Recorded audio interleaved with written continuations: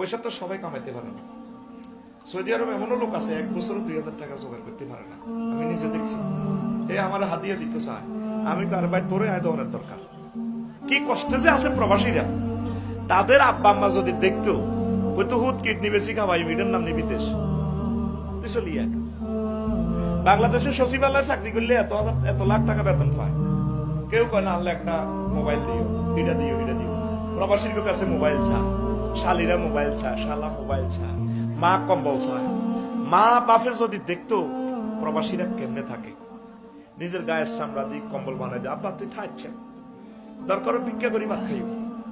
5% প্রবাসী সুখী আছে, আর 95% আমি এই চোখে দেখছি। আমার কথাটা মিলে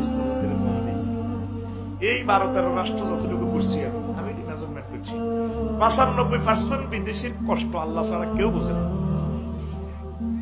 মানে তাদের কবর আযাব দুনিয়াতে শেষ হয়ে যায় মনে হয়।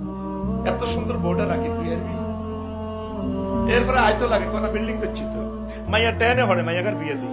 আব্বা আম্মা কয় বাবা ছোট হলো একটা লাইন করুন ছাড়া তুমি বাইর নাম লইও না।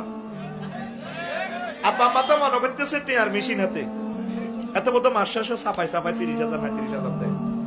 আয় হায় কষ্ট রে, আর কষ্ট অবাক হয়ে যাবি। আমি নির্ঘাত জীবন্ত প্রবাসীদের জীবন্ত ভিডিও দেখাচ্ছি তোরে মুক্তি হতে কেন খাট 60 সিস্টেম হাতে দূরে দূরে কৈতরে বাক্সা লাগে। আমি দুবাই যাই প্রথম কি এটা কি সিঁড়ি বাইবে খাটো স্টিল খাট রোমানা বেশি দিতে 18 ঘন্টা ডিউটি। প্রবাসীদের দুঃখ আল্লাহ ছাড়া কেউ বুঝলো না। এরপরে মহিলা যেগুলো সুন্দর হেরা তো ফরকিয়া করে চলিয়ে যান, মধ্যখান দিয়ে তার ওয়াইফও শেষ, পৃথিবী সে বড় অসহায়। আল্লাহ সমগ্র বাংলাদেশের প্রবাসীদেরকে তুমি রহমতের ছায়া দিয়ে আশ্রয় দাও।